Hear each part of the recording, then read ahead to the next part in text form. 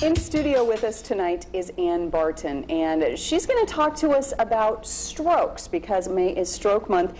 And Ann is the Director of Quality Resources for Bixby and Herrick Medical Centers in Lenawee County, part of the ProMedica system.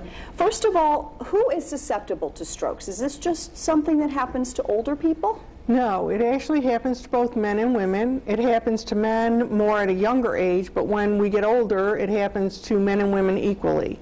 And in rare occasions, it can happen in children, which is very unusual, but it can. So it really can affect everyone. The older we get, the greater the chance of stroke. What exactly is a stroke? A stroke can be caused by two different reasons. One is a clot that actually blocks a blood vessel, and the other is that that blood vessel ruptures.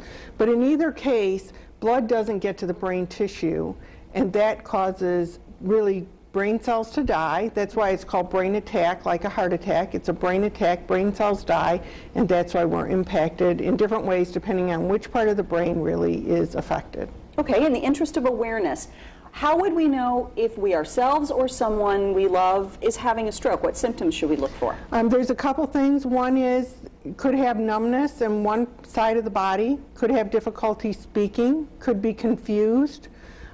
Some patients say they have the worst headache they've ever had in their life. Okay. And if in doubt, we use a term called FAST, F being the face. If one side of the face droops, A is arms. If you hold their arms up, they can't hold them up continually. S is speech, so they can't repeat a sentence that you say to them and have it really make sense. And T is time, because it's very important in that situation to call 911 and get them to the hospital as soon as possible. Okay. Is taking an aspirin a helpful therapy, or should you wait for medical people to help? Taking an aspirin is helpful medical therapy.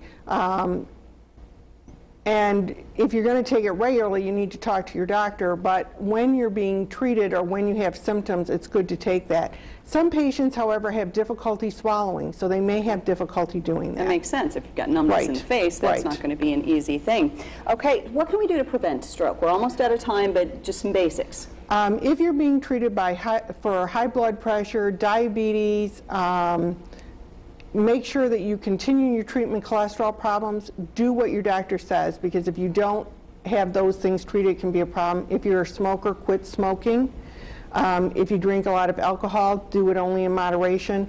Those are things that each of us can do to make a difference. Okay, thank you so much, Ann Barton from ProMedica. And if you'd like more information, you can log on to stroke.org, and that is the National Stroke Information website, correct? Correct. All right, thanks. That's tonight's Talk Back.